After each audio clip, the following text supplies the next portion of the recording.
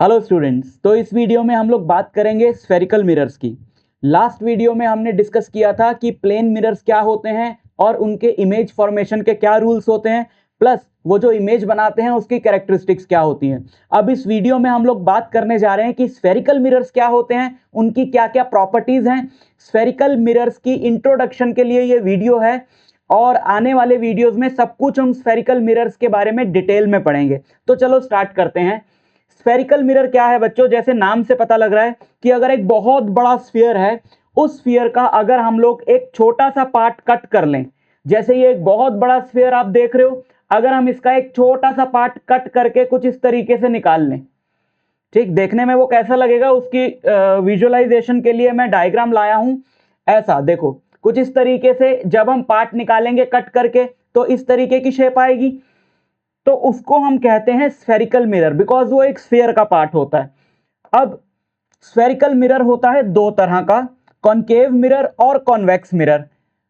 अगर तो reflecting surface बाहर की तरफ हो, आप एक विजुअलाइजेशन करो कि आपने इस बड़े से स्फीयर का, और ये हॉलो स्फीयर है, सॉलिड नहीं है, हॉलो है, आपने इस बड़े से हॉलो स्फीयर का एक छोटा सा पार्ट कट कर लिया, तो वो छोटा सा पार्ट आपको कुछ इस तरीके से दिखाई देगा, ये, ठीक है, ये वाला पार्ट होगा। अब हम क्या करते हैं कि इस वाली लाइन को हम यहां से हटा देते हैं, ठीक है, इस वाली लाइन को हम यहां से हटा देते हैं क्योंकि ये लाइन तो एक्चुअली यहां पर है भी नहीं, राइट। तो ये कुछ इस तरीके से दिखेगा, ठीक। तो जो आप बुक्स में डायग्राम देखते हो स्फेरिकल मिरर के, वो जो इस तरीके से बनाए जाते हैं, वो बेसिकली आपको जो ये वाला पार्ट है, ये पार्ट दिखाया जाता है। अब अगर इसके आउटर साइड को हम पेंट कर दें, पेंटेड साइड को कुछ इस तरीके से दिखाया जाएगा डायग्राम्स में, अगर हम इसके आउटर साइड को पेंट कर दें तो इनर साइड जो है वो रिफ्लेक्टिंग होगी। ग्लास का स्फीयर है, ये आउटर वाली को पेंट कर दिया, इनर साइड रिफ्लेक्टिंग है, तो उसको कहा जाता है concave mirror. Outer side painted, inner side reflecting, ठीक। अगर हम उल्टा कर दें, अगर हम इनर साइड पे पेंट कर दें और आउटर वाली साइड को रिफ्लेक्टिंग छोड़ दें, तो उसको कहा जाता है कॉन्वेक्स मिरर। इसको बहुत बढ़िया तरीका है घर में देखने का, जो आपका स्पून होता है, वो स्पून की शेप ऐसी है, तो स्पून के अंदर वाले हिस्से में जब आप फेस देख रहे हो तो बेसिकली आप कॉनकेव मिरर यूज कर रहे हो, और बाहर वाले हिस्से में देख रहे हो जैसे बाहर की तरफ उठा हुआ है तो आप कॉन्वेक्स मिरर यूज कर रहे हो, ठीक। अब ये सारी चीजें क्या बनाई हैं वो हम स्फीयर को हटा के इस डायग्राम को समझते हैं तो आपको समझ में आएगा। पहले तो हमने विजुअलाइज कर लिया कि स्फेरिकल मिरर क्या होता है, दो तरह के होते हैं और उन दोनों में क्या डिफरेंस होता है। अब इनके मेन पैरामीटर्स जो है उसकी बात करते हैं। ये विजुअलाइजेशन के लिए यहाँ पे मैंने डायग्राम बनाया हुआ है, ठीक। ये कुछ इस तरीके से है। आउटर जो रेड कलर का आप सरफेस देख रहे हो, ये वाला सरफेस है पेंटेड वाला, और इनर वाला जो है वो रिफ्लेक्टिंग सरफेस है। इसी तरीके से इसका इनर वाला पेंट कर दिया और आउटर वाला जो है रिफ्लेक्टिंग है, तो ये कॉन्वेक्स मिरर हो गया और ये कॉनकेव मिरर हो गया। अब हम देखते हैं इसके बहुत इंपॉर्टेंट कुछ पैरामीटर्स।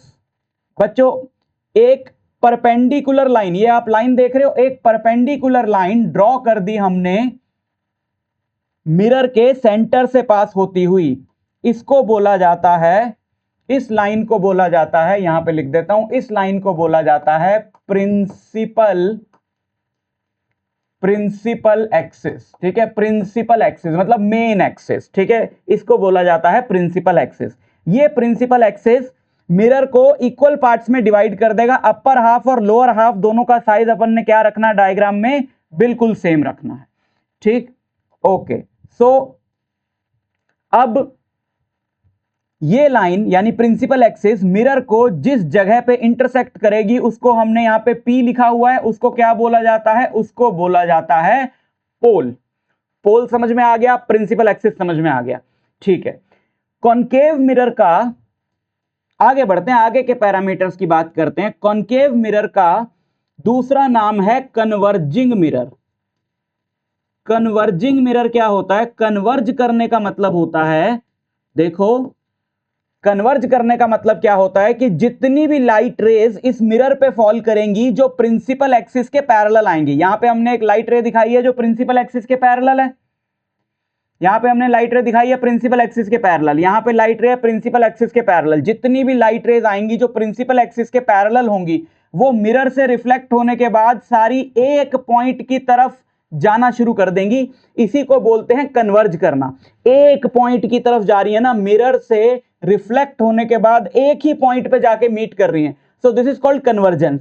तो कॉनकेव मिरर क्या करता है कि जितनी भी रेज पैरेलल आती हैं उन सब को एक पॉइंट की तरफ कन्वर्ज कर देता है, और उस पॉइंट को बोला जाता है, एफ से यहां पे हमने डिनोट किया ना, उस पॉइंट को बोला जाता है फोकस। अब याद रखना बहुत इंपॉर्टेंट पॉइंट कि कॉनकेव मिरर जो है वो जितनी भी रेज इसमें आएंगी सबको कन्वर्ज ही करेगा। इधर से रे आई इसको ऐसे कन्वर्ज कर देगा, यहां से रे आई इसको ऐसे कन्वर्ज कर देगा, लेकिन फोकस पे कौन सी मीट करेंगी? फोकस पे वो मीट करेंगी जो मिरर पे फॉल करने से पहले प्रिंसिपल एक्सिस के पैरेलल थी, यानी ये वाली। कन्वर्ज तो ये सबको करेगा, लेकिन फोकस कौन सा पॉइंट है? जो भी पैरेलल रेस थी प्रिंसिपल एक्सिस के, वो सारी की सारी, यहां पे मैंने दो दिखाई हैं, आप चाहे एक और बना लो, यहां पर एक और बना लो, वो सारी की सारी रेस कहां पर मीट करेंगी? फोकस पे। तो ये कन्वर्ज करता है, इसलिए इसको बोला जाता है कन्वर्जिंग मिरर। तो हमको एफ समझ में आ गया, सॉरी पी समझ में आ गया, एफ समझ में आ गया, और एक और बहुत ही इंपॉर्टेंट यहां पर पॉइंट है, एक बहुत इंपॉर्टेंट एक और पॉइंट है यहां पे। ये तो हो गया पोल और ये हो गया फोकस। अब जितनी दूर फोकस है पोल से, यानी ये डिस्टेंस, जितनी दूर फोकस है पोल से उतनी ही दूर यहां पर आपको मिलेगा सी। सी बोले तो centre of curvature. Centre of curvature क्या है? सेंटर ऑफ कर्वेचर उस बड़े से स्फीयर का, जो आपको फर्स्ट स्लाइड में दिखाया था, सेंटर है। वो बड़े ऐसा स्फीयर जिसका ये मिरर पार्ट है, वो उस स्फीयर का जो सेंटर है वो क्या कहलाता है? मिरर का सेंटर ऑफ कर्वेचर। और सेंटर ऑफ कर्वेचर फोकस से उतना ही दूर होता है जितना फोकस पोल से दूर होता है, राइट? पीएफ डिस्टेंस को कहा जाता है, पीएफ डिस्टेंस यानी कि पोल और फोकस के बीच का डिस्टेंस, इसको कहा जाता है, ऑब्वियसली बहुत ही सिंपल टर्म है, बहुत कॉमन टर्म है, इसको कहा जाता है फोकल लेंथ। और सीपी, सी और पी के बीच का जो डिस्टेंस है इसको कहा जाता है radius of curvature, radius of curvature, ठीक, रेडियस ऑफ कर्वेचर। तो फोकल लेंथ को हम डिनोट करते हैं, फोकल लेंथ को हम डिनोट करते हैं स्मॉल एफ से, रेडियस ऑफ कर्वेचर को हम डिनोट करते हैं आर से। तो एक रिलेशन है, इसके बारे में आगे हम काफी बात करने वाले हैं कि R इक्वल टू 2F होता है, radius of curvature focal length का डबल होता है। अब बात करते हैं, तो ये सारी टर्म्स आपने नोट कर लेनी है साथ साथ, ठीक है? नहीं करी तो आप पीछे जाकर वीडियो को पॉज करके कुछ भी करके नोट कर सकते हो। अब बात करते हैं कॉन्वेक्स मिरर की। ये रहा कॉन्वेक्स मिरर का प्रिंसिपल एक्सिस, ये रहा कॉन्वेक्स मिरर का पोल। कॉन्वेक्स मिरर का दूसरा नाम है डाइवर्जिंग मिरर। डाइवर्जिंग मिरर का मतलब है कि ये डाइवर्ज कर देता है रेज को अपने से रिफ्लेक्ट होने के बाद। डाइवर्ज करने का मतलब होता है दूर दूर भेज देना। जैसे ये पास पास ला रहा था, ये दूर दूर भेज देगा। जैसे ये रे आई, ये रे ऐसे आ गई तो ये डाइवर्ज कर गई, ये ऐसे आई डाइवर्ज कर गई, मतलब रेज इस पे ऐसे फॉल करके ऐसे दूर दूर हो जाएंगी। एक और रे आ रही है वो ऐसे चली जाएगी, ये रे आ रही है ऐसे चली जाएगी, सब डाइवर्ज कर देगा ये, ठीक है? सो अब जितनी भी रेस को ये डाइवर्ज करेगा, उन सारी रेस को अगर हम आगे बढ़ा दें, जैसे डॉटेड लाइन आपको दिख रही है ना, उन सारी रेस को अगर हम आगे बढ़ा दें तो वो सारी एक कॉमन पॉइंट से पास होती हुई दिखाई देंगी, और वही इसका फोकस है। एंड सिमिलरली इसका पीएफ जितना डिस्टेंस है, एफ सी उतना ही डिस्टेंस होगा आगे, तो वो उसका सेंटर ऑफ कर्वेचर होगा। और यही R इक्वल टू 2F वाला रिलेशन इसके लिए भी एप्लीकेबल है, ठीक? अच्छा, आपने देखा होगा जो रोड्स के इंटरसेक्शंस वगैरह पे ऐसे मिरर लगे रहते हैं जहां पर आपको बहुत ज्यादा एरिया दिखाई देता है, ये कॉन्वेक्स मिरर होता है। आप इस मिरर को टच करके देखोगे या दूर से देखोगे, आपको पता लगेगा कि बाहर की तरफ से उठा हुआ है, ठीक? ये क्यों लगे रहते हैं? अभी तो हमने देखो, अभी तो जस्ट ये इंट्रोडक्टरी वीडियो है, अभी धीरे धीरे हम ये सारी चीजें उठाएंगे। जस्ट मैं आपको विजुअलाइज कराने के लिए एग्जांपल दे रहा हूं कि पता चल जाए ये चीज हमने कहां देखी है।